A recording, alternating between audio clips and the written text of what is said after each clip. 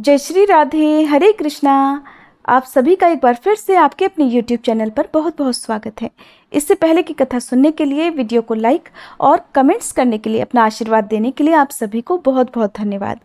जैसे कि मैंने आपसे एक वीडियो में कहा था कि आप हमारे चैनल पर अपलोड होने वाली बाकी वीडियोस को भी अपना प्यार दीजिएगा, तो आप में से कुछ लोगों ने बाकी वीडियोस को देखना भी शुरू कर दिया है।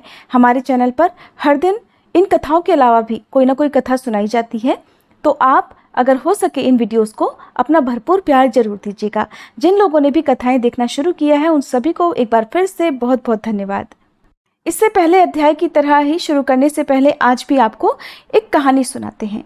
इस कहानी में एक कुत्ते ने भगवान श्री राम जी को न्याय करने का एक तरीका बताया था। बहुत ही रोचक कथा है, जरूर सुनिएगा। भगवान श्री राम जी जब वनवास के बाद अयोध्या लौटे तो खूब धूमधाम से उनका राज तिलक हुआ। बड़े सम्मान के साथ उन्हें अयोध्या का राजा बना दिया गया। राज सिंहासन पर बैठने के बाद उन्होंने एक दिन लक्ष्मण जी को आदेश दिया कि भोजन करने से पहले देखो हमारे द्वार पर कहीं कोई भूखा तो नहीं रह गया। अब एक दिन की बात है, लक्ष्मण जी ने श्री राम जी से कहा कि मैं अभी आवाज़ लगाकर आया हूँ, कोई भी भूखा नहीं है, चलिए हम सब भोजन कर लेते हैं। लेकिन श्री राम जी बोले, नहीं लक्ष्मण, देखो दोबारा जाओ और जोर से आवाज़ लगाओ, शायद कोई भूखा रह गया हो।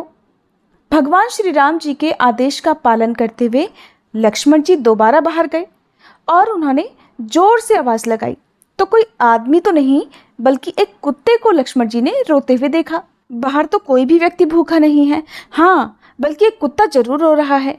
अब श्री राम जी ने उस कुत्ते को अंदर बुलवाया और फिर कुत्ते से पूछा, बताओ तुम क्यों रो रहे हो। कुत्ता कहने लगा, भगवान एक ब्राह्मण ने मुझे डंडे से मारा है। श्री राम जी ने अब उस ब्राह्मण को बुलवाया जिसने कुत्ते को डंडा मारा था। फिर उससे पूछा, बताओ क्या ये कुत्ता सही बोल रहा है। ब्राह्मण कहने लगा, हाँ प्रभु, ये मेरे रास्ते में सो रहा था इसलिए मैंने इसे डंडा मारा है। ये कुत्ते भी जहाँ तहाँ लेट जाते हैं, इन्हें डंडे से ही मारना चाहिए। भगवान श्री राम समझ गए कि गलती ब्राह्मण की ही है। अब ब्राह्मण है, उनसे क्या कहें भला। तो उन्होंने कुत्ते से ही पूछा, ब्राह्मण ने तुम्हें डंडा मारा तो बताओ अब तुम क्या चाहते हो। कुत्ता कहने लगा, प्रभु इसे मठाधीश बना दिया जाए।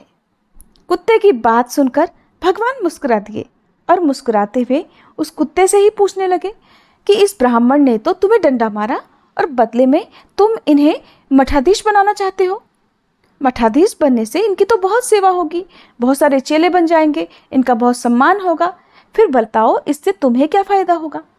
कुत्ता बोला, भगवान मैं भी अपने पूर्व जन्म में मठाधीश था, लेकिन मुझसे कुछ गलत काम हो गया और आज मैं उस गलत काम की वजह से कुत्ते की योनि में हूँ और लोगों के डंडे खा रहा हूँ। ये ब्राह्मण भी मठाधीश बनेगा तो फिर कुत्ते की योनि में जरूर जाएगा, फिर लोगों के डंडे खाएगा तो इसकी सजा पूरी हो जाएगी। और इस प्रकार उस कुत्ते ने बिना कोई सजा दिलवाए ही भगवान श्री राम जी को न्याय का एक तरीका बता दिया। अब सुनिए आगे की कथा। सुकर्मा की कथा सुनाने के बाद भगवान विष्णु ने देवी लक्ष्मी से आगे कहा, प्रिय, जन स्थान में एक जड़ नामक ब्राह्मण था जो कौशिक वंश में उत्पन्न हुआ था। उसने अपना जातीय धर्म अर्थात ब्राह्मण धन छोड़कर बनिए के व्यापार में अपना मन लगाया और उसे पराई स्त्रियों के साथ व्यभिचार करने की बुरी आदत पड़ गई थी। वो सदा जुआ खेलता, शराब पीता और शिकार खेलकर जीवों की हिंसा किया करता था। इसी प्रकार उसका समय बीतता था।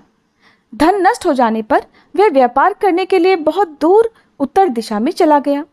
वहां से धन कमाकर घर की ओर लौटा। बहुत दूर तक का रास्ता उसने तय कर लिया था। फिर एक दिन सूर्यास्त हो जाने पर जब दसों दिशाओं में अंधकार फैल गया, तब एक वृक्ष के नीचे उसे लुटेरों ने धर दबोच लिया और शीघ्र उसके प्राण भी ले लिए। उसके धर्म का लोप हो गया था, इसलिए वह बड़ा भयानक प्रेत बन गया। अब उसका पुत्र बड़ा धर्मात्मा और वेदों का विद्वान था। उसने अब तक अपने पिता के लौट आने की राह देखी। जब उसके पिता वापस नहीं आए तब अपने पिता का पता लगाने के लिए वो खुद घर छोड़कर चल दिया। अब वह हर दिन इधर उधर भटका करता, अपने पिता को खोजा करता, मगर राहगीरों से पूछने पर भी उसके पिता का कोई समाचार नहीं मिलता था। फिर एक दिन एक मनुष्य से उसकी भेंट हुई जो उसके पिता का सहायक था। उसने सारा हाल बेटे को बता दिया। अब उससे सारा हाल जानकर अब बेटे ने अपने पिता की मृत्यु पर बहुत शोक किया। वह बहुत बुद्धिमान भी था। बहुत कुछ सोच विचार कर पिता का पारलौकिक कर्म करने की इच्छा से आवश्यक सामग्री साथ लेकर उसने काशी जाने का विचार किया।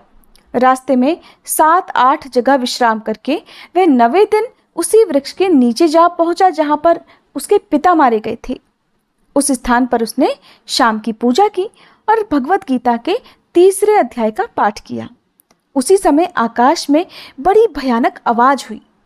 उसने अपने पिता को भयंकर आकार में देखा। फिर तुरंत ही अपने सामने आकाश में उसे एक सुंदर विमान दिखाई दिया जो महान तेज से व्याप्त था। उसमें अनेकों छोटी छोटी घंटी लगी हुई थी। उसके तेज से समस्त दिशाएं आलोकित हो रही थी। यह दृश्य देखकर उसके मन की सारी व्याकुलता दूर हो गई। उसने विमान पर अपने पिता को दिव्य रूप धारण किए विराजमान देखा। उनके शरीर पर पीतांबर शोभा पा रहा था और मुनिजन उनकी स्तुति कर रहे थे। उन्हें देखते ही पुत्र ने प्रणाम किया। तब पिता ने भी अपने पुत्र को आशीर्वाद दिया। इसके बाद उसने अपने पिता से ये सारा वृतांत पूछा। उसके उत्तर में पिता ने सारी बातें इस प्रकार बतानी प्रारंभ की। पिता कहने लगा कि बेटा, दैववश मेरे निकट गीता के 3रे अध्याय का पाठ करके तुमने इस शरीर के द्वारा किए हुए दुस्त्यज कर्म बंधन से मुझे छुड़ा दिया। इसलिए अब तुम घर लौट जाओ, क्योंकि जिसके लिए तुम काशी जा रहे थे वह उद्देश्य तो इसी समय 3य अध्याय के पाठ करने से ही सिद्ध हो गया है। पिता के ऐसा कहने पर पुत्र ने पूछा, पिताजी, मेरे हित का भी उपदेश दीजिए और मेरे कार्य में जो मेरे करने लायक काम हो वो मुझे बताइए। तब पिता ने कहा, बेटा, तुम्हें यही कार्य फिर करना है। मैंने जो कर्म किया है वही मेरे भाई ने भी किया था, जिससे वो घोर नरक में पड़े हुए हैं। उनका भी तुम्हें उद्धार करना चाहिए तथा मेरे कुल के और भी जितने लोग नरक में पड़े हुए हैं उन सब का भी तुम्हारे द्वारा उद्धार हो जाना चाहिए। बस मेरी यही इच्छा है बेटा। जिस साधन के द्वारा तुमने मुझे इस संकट से छुड़ाया है उसी का अनुष्ठान औरों के लिए भी करना बहुत उचित होता है। उसका अनुष्ठान करके उससे होने वाला पुण्य उन नारकी जीवों को संकल्प करके दे दो। इससे वे समस्त पूर्वज मेरी ही तरह यातना से मुक्त होकर बहुत कम समय में ही श्री विष्णु के परम पद को प्राप्त हो जाएंगे। पिता का यह संदेश सुनकर पुत्र कहने लगा, पिताजी, अगर ऐसी ही बात है और आपकी भी ऐसी ही इच्छा है तो मैं समस्त नारकी जीवों को नरक से उद्धार कराऊंगा। ये सुनकर उसके पिता बोले, बेटा, एवमस्तु, तुम्हारा कल्याण हो। मेरा सबसे प्रिय कार्य आज संपन्न हो गया। इस प्रकार अपने पुत्र को आश्वासन और आशीर्वाद देकर उसके पिता भगवान विष्णु के परम धाम को चले गए। इसके बाद वह भी लौटकर जन स्थान में आया और परम सुंदर भगवान श्री कृष्ण के मंदिर में उनके सामने बैठकर पिता के आदेशानुसार भगवत गीता के 3रे अध्याय का पाठ करने लगा। उसने नारकी जीवों का उद्धार करने की इच्छा से गीता पाठ जनित सारा पुण्य संकल्प करके दे दिया। इसी बीच में भगवान विष्णु के दूत यातना भोगने वाले नारकी जीवों को छुड़ाने के लिए यमराज के पास गए। यमराज ने अनेक प्रकार से उनका स्वागत सत्कार किया, उनका पूजन किया, फिर उनकी कुशल मंगल पूछी। तब वे बोले, हे धर्मराज, हम लोगों के लिए सब और आनंद ही आनंद है। इस प्रकार सत्कार करके पितृलोक के सम्राट परम बुद्धिमान यम ने श्री विष्णु दूतों से यमलोक में आने का कारण पूछा। तब भगवान विष्णु के दूत कहने लगे, हे यमराज, शेष शैया पर शयन करने वाले भगवान श्री हरि ने हम लोगों को आपके पास कुछ संदेश देने के लिए भेजा है। भगवान हम लोगों के मुख से आपकी कुशल पूछते हैं और आज्ञा देते हैं कि आप नरक में पड़े हुए समस्त प्राणियों को छोड़ दें। अमित तेजस्वी भगवान विष्णु का ये आदेश सुनकर यमराज ने मस्तक झुकाकर उसे सहर्ष स्वीकार कर लिया और मन ही मन कुछ सोचा। इसके बाद मदोन्मत्त नारकी जीवों को नरक से मुक्त देखकर उनके साथ ही वे भगवान विष्णु के वास स्थान को चल दिए। यमराज जी श्रेष्ठ विमान के द्वारा जहाँ क्षीर सागर है वहीं जा पहुँचे। उसके भीतर कोटि कोटि सूर्यों के समान कांतिमान, नील कमल दल के समान श्याम सुंदर लोकनाथ जगत गुरु श्री हरि का उन्होंने दर्शन किया। भगवान का तेज उनकी शैया बने हुए शेषनाग के फनों की मणियों के प्रकाश से दोगुना हो रहा था। वे बड़े आनंद मगन दिखाई दे रहे थे। उनका हृदय प्रसन्नता से भरा हुआ था। देवी लक्ष्मी जी अपनी सरल चितवन से प्रेम पूर्वक उन्हें बारंबार निहार रही थी। चारों ओर योगीजन भगवान की सेवा में खड़े हुए थे। उन योगियों की आंखों के तारे ध्यानस्थ होने के कारण निश्चल प्रतीत हो रहे थे। देवराज इंद्र अपने विरोधियों को परास्त करने के उद्देश्य से भगवान की स्तुति कर रहे थे।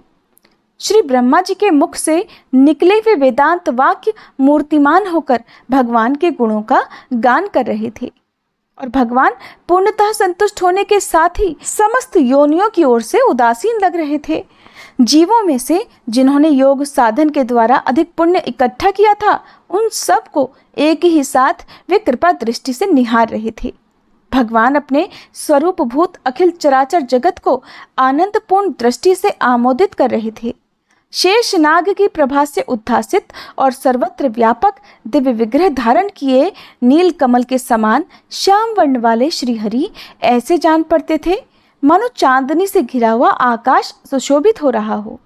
इस प्रकार भगवान के दर्शन करके यमराज अपनी विशाल बुद्धि के द्वारा उनकी स्तुति करने लगे। यमराज बोले, संपूर्ण जगत का निर्माण करने वाले हे परमेश्वर, आपका अंतःकरण अत्यंत निर्मल है।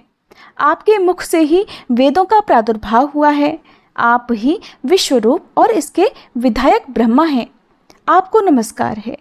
अपने बल और वेग के कारण जो अत्यंत दुर्धर्ष प्रतीत होते हैं, ऐसे दानवेंद्रों का अभिमान चूर्ण करने वाले भगवान विष्णु को नमस्कार है। पालन के समय सत्वमय शरीर धारण करने वाले विश्व के आधारभूत सर्वव्यापी श्री हरि को नमस्कार है। समस्त देहधारियों की पाप राशि को दूर करने वाले परमात्मा को प्रणाम है। जिनके ललाटवर्ती नेत्र के तनिक सा खुलने पर भी आग की लपटें निकलने लगती हैं, उन रुद्र रूपधारी आप परमेश्वर को नमस्कार है। आप संपूर्ण विश्व के गुरु, आत्मा और महेश्वर हैं। इसलिए समस्त वैष्णव जनों को संकट से मुक्त करके उन पर कृपा करते हैं। आप माया से विस्तार को प्राप्त हुए अखिल विश्व में व्याप्त होकर भी कभी माया अथवा उससे उत्पन्न होने वाले गुणों से कभी मोहित नहीं होते। माया तथा माया जनित गुणों के बीच में स्थित होने पर भी आप पर उनमें से किसी का कोई भी प्रभाव नहीं पड़ता। प्रभु, आपकी महिमा का अंत नहीं है, क्योंकि आप अनंत हैं। फिर आप वाणी के विषय भला कैसे हो सकते हैं? आपकी स्तुति मैं किस प्रकार कर सकता हूँ? इसलिए प्रभु, मेरा तो मौन रहना ही उचित है। इस प्रकार स्तुति करके यमराज ने हाथ जोड़कर कहा, हे जगत गुरु, आपके आदेश से इन जीवों को गुण रहित होने पर भी मैंने छोड़ दिया है। अब मेरे योग्य और जो कार्य हो उसे बताइए। उनके ऐसा कहने पर भगवान मधुसूदन मेघ के समान गंभीर वाणी द्वारा मानो अमृत रस से सींचते हुए बोले, धर्मराज, तुम सबके प्रति सम्मान भाव रखते हुए लोगों का पाप से उद्धार कर रहे हो। तुम पर देहधारियों का भार रखकर मैं निश्चिंत हूँ। इसलिए अब तुम अपना काम करो और अपने लोक को वापस लौट जाओ। ऐसा कहकर भगवान अंतर्ध्यान हो गए और यमराज जी भी अपनी पुरी को अर्थात यमपुरी को वापस लौट आए और वह ब्राह्मण अपनी जाति के और समस्त नारकी जीवों का नरक से उद्धार करके स्वयं भी श्रेष्ठ विमान द्वारा श्री विष्णु धाम को चले गए। ये थी आज की कथा। उम्मीद है ये कथा आपको पसंद आई होगी। अगर पितृपक्ष के दिनों में आपने हमारे चैनल पर भगवत गीता का 7वां अध्याय नहीं सुना है तो हर दिन उसे आप जरूर सुनिएगा। पितृपक्ष की कथा भी हमारे चैनल पर सुनाई गई है। प्लीज़ आप अपना प्यार हमारे चैनल पर अपलोड होने वाली सभी वीडियोज़ को जरूर दीजिएगा।